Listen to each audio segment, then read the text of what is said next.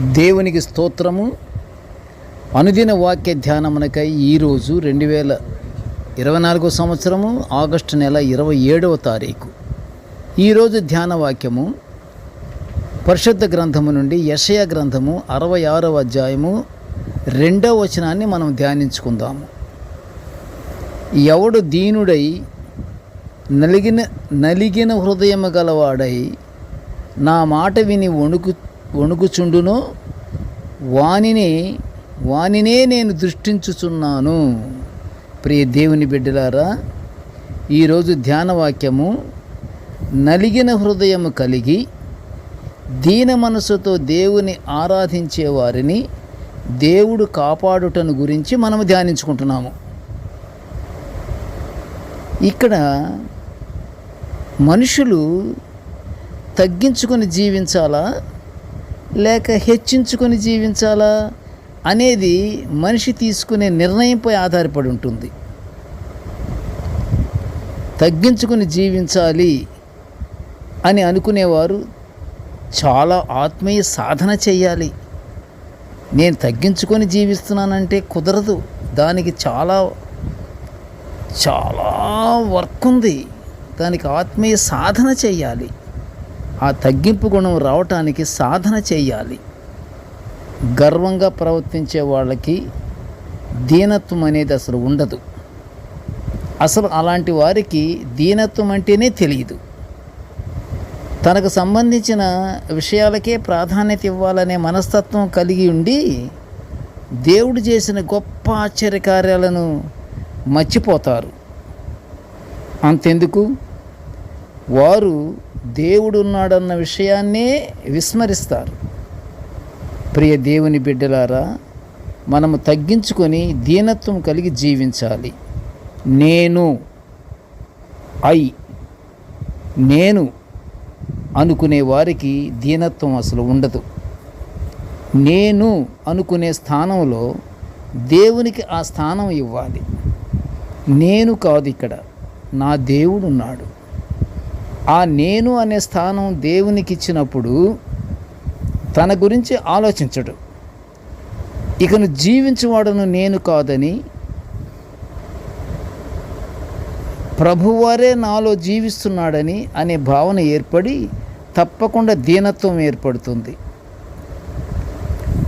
విరిగిన హృదయం గల వారికి యెహోవా ఆసన్నుడు, నలిగిన మనస్సు గల వారిని ఆయన రక్షించును అని కీర్తనకారుడు కీర్తనల గ్రంథము 34వ సంకీర్తన 18వ వచనంలో మనము ధ్యానించుట చూస్తున్నాము.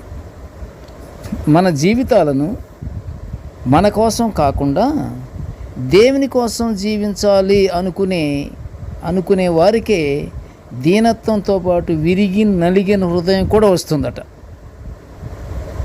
మన కోసం జీవిస్తున్నాం అనుకోకూడదు. మనం దేవుని కొరకున్నాం. ఎందుకంటే దేవుడు సృష్టించుకున్నాడు.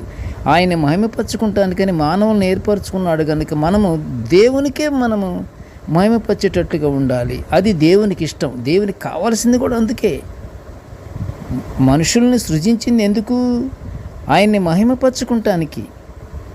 ఆయన్ని మహిమపరచుకుంటానికి పక్కన పెట్టేసేసి ఆయన దేవుడు ఉన్నాడనే సంగతి మర్చిపోయి నా గొప్పతనం, నేను ఇదిగో ఇన్ని కార్లు ఉన్నాయి, ఇన్ని వాహనాలు, ఇన్ని ఎకరాల భూములు, ఇంత బంగారం, ఇంత రాజ టీవీ, ఈ విధంగా ప్రజల్ని ఏలే ఒక ముఖ్యమంత్రులము, ప్రధానమంత్రులము, రాజులము అనుకుంటే కుదరదు. మనం కోసం కాదు, మనం దేవుని కోసమే జీవించాలనుకునే మనస్తత్వం మనకి ఉండాలి. అలాంటి మనస్తత్వం కానీ ఉంటే దీనత్వంతో పాటు నలిగిన హృదయం కూడా వస్తుందట. ప్రియ దేవుని బిడ్డలారా, అపొస్తలుడైన పౌలు గారు రోమా సంఘానికి రాసిన పత్రికలో 8వ అధ్యాయం 28వ వచనములో దేవుని దృష్టి ఎవరి మీద అయితే ఉంటుందో వారి మేలు కోసం సమస్తమును కూడి జరుగుతాయని వ్రాసిన వివరణను మనము చదువుకొని మనము దీనత్వం కలిగి దేవుని దృష్టి మనపై ఉండులాగున మన జీవితాలను సరిచేసుకుందాము.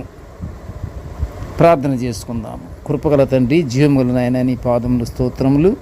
నీ దివ్య వాక్యాలను తండ్రి మేము నిత్యం ఇలా ధ్యానించుకునే గొప్ప భాగ్యాన్ని తండ్రి నిజంగా అయ్యా మాకు అనుగ్రహించినందుకు నీ ఘనమైన స్తోత్రములు నాయన. నేటి ధ్యాన వాక్యములు వినుచున్న ప్రతి బిడ్డను ఆశీర్వదించయ్యా తండ్రి. మేము దీన మనసు కలిగి విరిగి నలిగిన హృదయం కలిగిన వారమై ఎల్లప్పుడూ నిన్ను స్తుతించుకొనుచు నిన్ను మహిమపరుచుకునే గొప్ప భాగ్యాన్ని మాకు అనుగ్రహించమని ఈ మనవులన్నీ యేసయ్య పుణ్యనామమున వినయముగా వేడుకొంచుంటున్నాను తండ్రి. ఆమేన్. దేవుడు మనలందరినీ బహుగా దీవించుగాక. ఆమేన్.